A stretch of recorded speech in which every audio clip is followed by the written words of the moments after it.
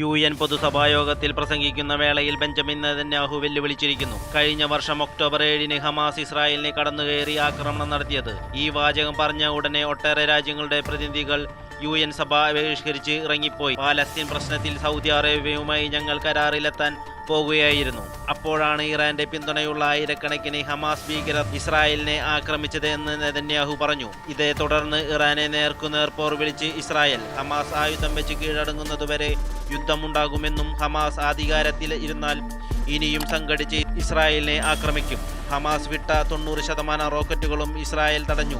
ഇനി ലബനൻ വഴി കരയുദ്ധം തുടങ്ങാൻ ഒരുങ്ങുകയാണെന്ന് ഇസ്രായേൽ. ഇറാനിൽ ഇസ്രായേലിന് എത്തിപ്പെടാനാകാത്ത സ്ഥലമല്ല എന്നും മനസ്സിലാക്കണം.